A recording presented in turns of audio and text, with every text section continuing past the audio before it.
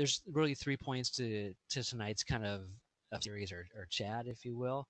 The first is that I want you all to know that you're not alone out there as far as being students, as far as having struggles and going against this thing called court reporting school, which is where most of you are right now.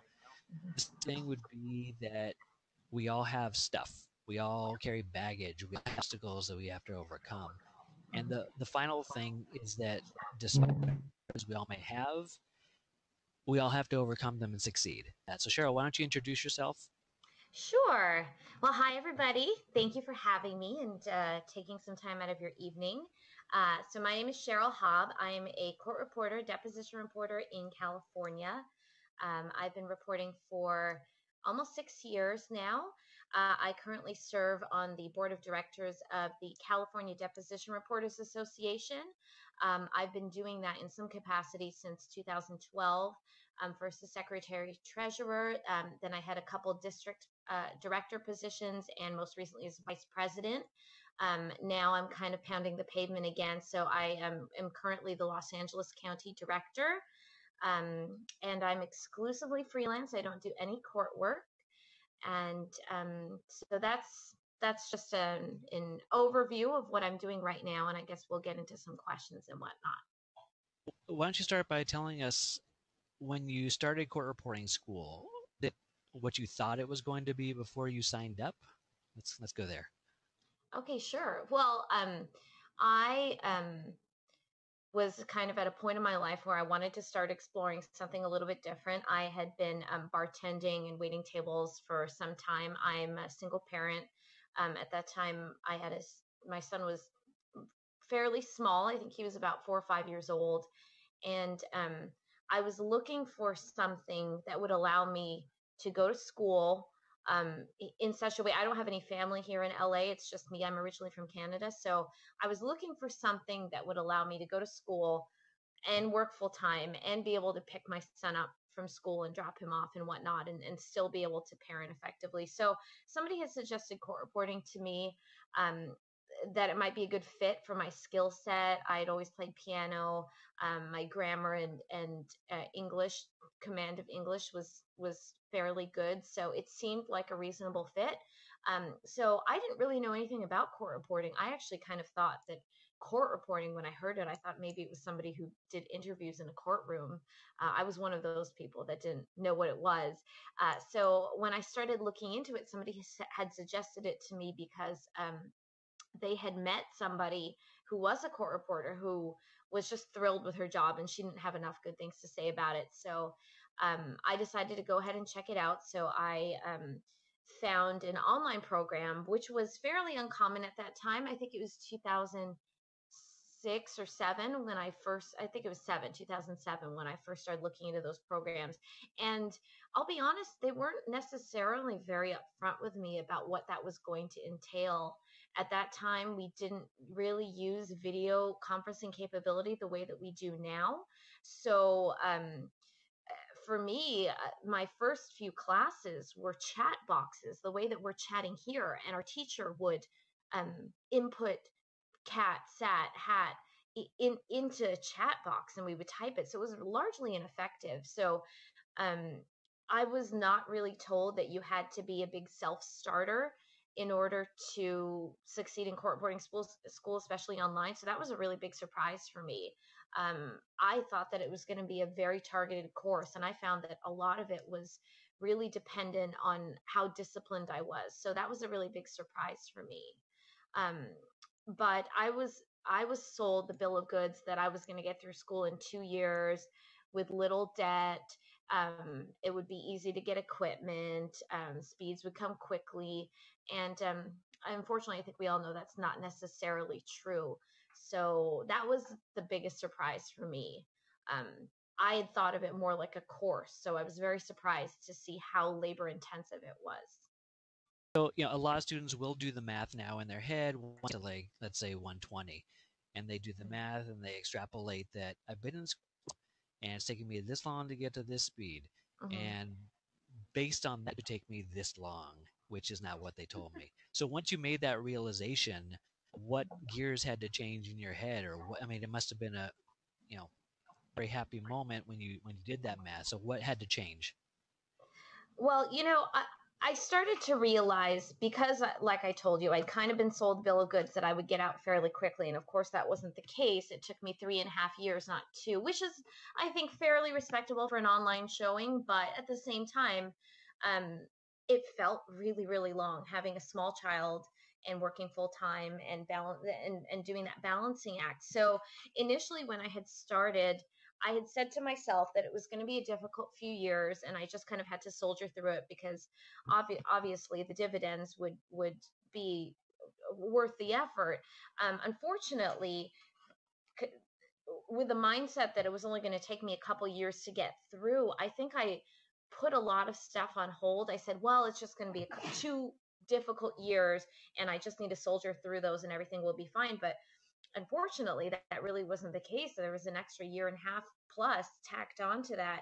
So I had to really learn to find balance. And I think that was the toughest part is the demands of a small child and working full time and, you know, family and enjoying myself and finding all of these different facets of my life that needed watering and nurturing and finding a way to balance those all. And that was probably the toughest part for me because I felt like I was holding my breath the whole time, kind of waiting for life to happen. And I realized that even though school was a precursor to what I wanted the rest of my life to be, that I had to find a way to balance everything. And at the same time, I had to learn to start sacrificing because I was under the impression and not to toot my own horn, but I think I've always been fairly adept academically. I've never really struggled. I didn't really struggle in school. I think I'm a quick learner. So it was a real shock to me that this required a whole different set of skills and talents, and it didn't matter how smart you are or how much information you could process. It's a performance based career and it's a performance based schooling. So I had to show up mentally and physically every day, and it really didn't matter if I was smarter than anybody or more determined. It really came down to practice and route memorization. So that was a real surprise to me, and I had to adjust my attitude towards school based on that premise because that was never really comprehensively explained. The fact that memorization can only help you so much in this career. It really comes down to whether your fingers and your brain are working in conjunction. Um, and if that's not the case, then you have a bad writing day. So I had to learn to work through those. I had to learn to um, focus on performance and getting sleep and balancing all those things at once. And that was probably the toughest part for me and the biggest attitude adjustment I had to make. The realization also that while I had to balance all of these things, that the end goal was getting through this as quickly as possible because every day that I sat on that machine and paid to be on it was another day that I wasn't getting paid to be on it. So I tried um, to have that fundamental shift in perception that I wanted to get paid to write on the machine and not the other way around. And that's when I think that I started seeing those speed gains, when I really started thinking about it that way. Since I've met you, and Mhm. I've now met you at a couple conventions and things like that, you've always seemed like a kind of go-getter to me. So, am I seeing somebody who'd always been like this, or do you think that kind of work ethic carried on through beyond school? Well, so I think that maybe I'm a host of contradictions, if you will. I think I'm definitely a go-getter. I've always been fairly aggressive, and I'm not afraid to go after what I want. But I think that the my biggest and most shameful secret is I'm actually incredibly disorganized. I think that it's kind of funny because I'm more the ideas girl, and I get all these great ideas and I have all this energy, but I'm not so good at the implementation factor. So I think that walking into school, I definitely had the determination down and the drive to succeed. I think I'm fairly prideful and a little bit competitive. So I think that those aspects of my character were actually really beneficial because I was constantly competing against myself for speed gains and frankly, a little bit with my classmates. And I think that that's fairly typical. It's friendly. It's not malicious, but you do want to do better than the person next to you. So I think that that was really beneficial, and something that I carried in. Um, but I think that it really exposed a glaring fault in my character, which was that I'm not particularly organized. I had to really, really take a step back and find ways to keep track of the way that I was approaching my schooling, because I was just kind of um, practicing for practice's sake. A lot of just banging on the keys, and that wasn't really getting the job done. So I had to learn to do things like get a voice recorder and make my own practice, or make a schedule targeting my week and problem areas, making sure that my academics were done on time. And I think that the greatest benefit to doing online schooling in any shape or form is the fact that it's going also, I speak from the experience of a deposition reporter. Like I said, I've never worked in court. I don't do captioning or cart. So just speaking as a deposition reporter, I think that the greatest benefit of going through school online is the fact that it really prepares you for what your career is going to be like.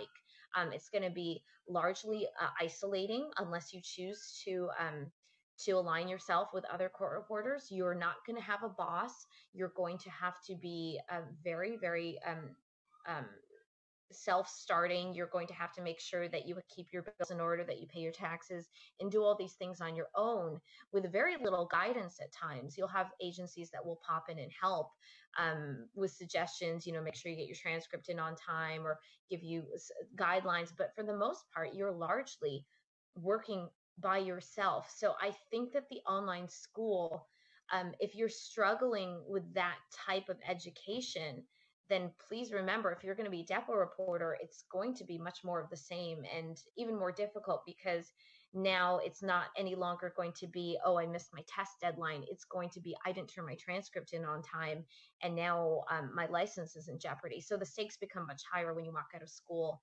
I think it's really, really important, if you're starting to see those cracks in your system, whether it's in being aggressive or self-starter or being organized, whatever it is, you need to find ways to fill those gaps now, because it's not going to get easier. So that would be my advice. So, well, if you don't mind sharing, was there any point, yeah, this isn't going to happen, I'm not going to do this, I'm done, or were you pretty driven the whole time? No, I had a lot of those. I just visited a school the other day, and I was talking about that a lot. I had a lot of walk away moments. I got, uh, I had a point, I think it was at 140, 160, where I was there for 9 or 10 months, and close to the middle half of that, um, I had a moment where I thought, maybe I'm just the only person who can't do this. Maybe my fingers are not capable of going that fast. Maybe I'm just not organized enough. Maybe my brain just doesn't work that way. I had a lot of those moments, and I actually very seriously considered backing out. At that time, I felt like I wasn't really devoting as much time as I wanted to my son. I felt like my personal relationships were suffering. I was tired. I was broke. I wasn't sleeping. I was done. I really thought about quitting. And the reason that I found DRA, the Deposition Reporters Association, is because I definitely desperately needed that injection of inspiration. So I had been talking to my teacher, and she had mentioned to me that there was an event coming up that was being held specifically for students. It was the DRA Student Picnic, which is coincidentally coming up in just 2 Saturdays. So if anybody wants to know about that, I'm happy to tell you if you're in California, Southern California. But anyhow, that event was being held. So she suggested that I join DRA. It was only $30 and to go to the picnic. So I decided to go ahead and do that. And I went, and I truly think that was a turning point in my career, because that was the first time I ever got mixed up with DRA. And it was the first time I had really met other court reporters. I had been online, and I had been very isolated from the actual profession, hadn't met any reporters. And they had a girl there. Her name's Cynthia Dunbar. She's a reporter here in California. But at that time, she had only been working for about a year. And she stood up and told her story and talked about her struggles getting through school. And it suddenly felt very real. I had never really interfaced with people in the profession. And I realized, wow, she's just a regular person just like me. And there's absolutely no reason that I can't be standing there a year from now, doing what she's doing and talking to people. And that was really, really inspiring to me. And I was in 140, 160. I think the picnic happened in May of 2009, and I was at the CSR in 2010. So it just took me by October 2010. So it took me a year and some months from 140, 160 to finish up the end, just because I was so inspired. It really, really hit a good nerve with me. I call it my kick in the butt. So I always tell people, what's your kick in the butt? What do you need to get that injection of inspiration? Is it talking to reporters? Is it going to conventions? What is it that gets you motivated? Is it buying a Lamborghini? Whatever it is, you need to find that daily dose of inspiration, and you need to harness that and find a way to inject that into your life every day, because I think this is largely a mental game. Court reporting, I think you're constantly tricking your brain into believing that these ridiculous speeds are attainable, even if they're not. And eventually, if you trick your brain long enough, your fingers catch up, and then it becomes real and it becomes your new speed.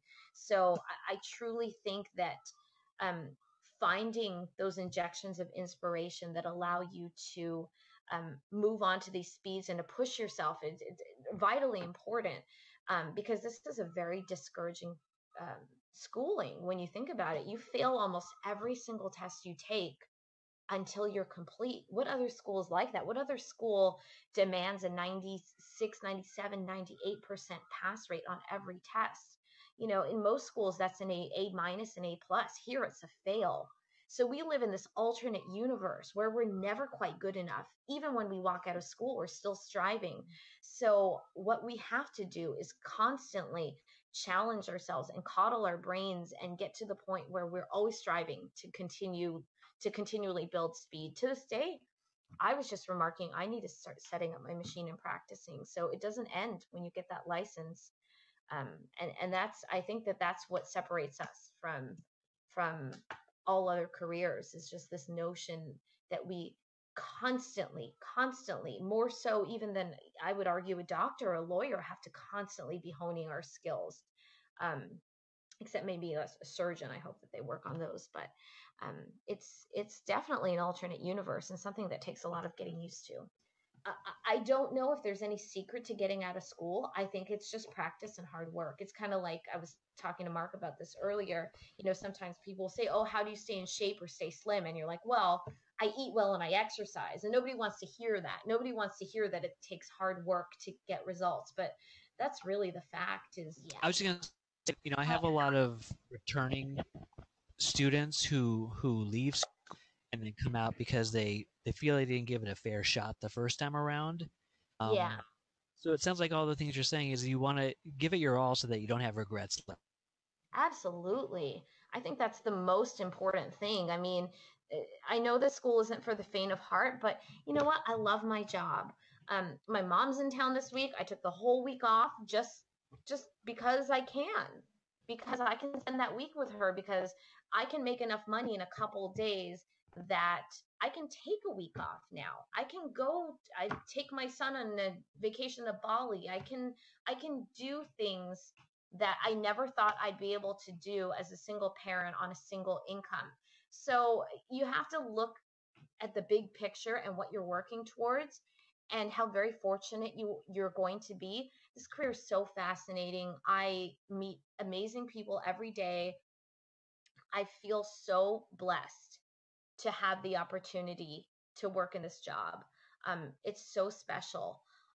So I would definitely encourage you, if you're having any doubts about whether this is the career for you, I can't imagine doing anything else. I truly, truly think that we are so lucky to have found what we found here.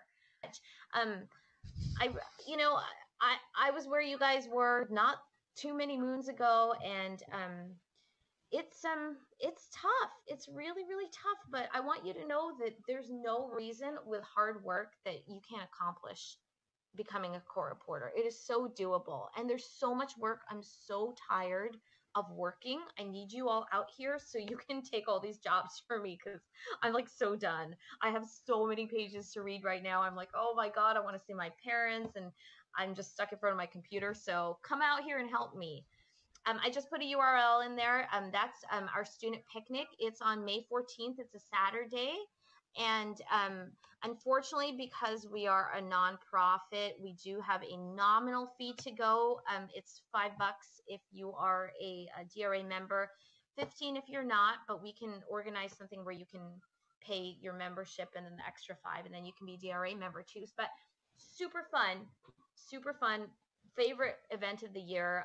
I would love to see some of you there. So thanks so much for taking time out of your busy nights. I know you guys are busy too. So go get practicing. I'm going to read some pages. All right, guys. Have a great night. Thanks.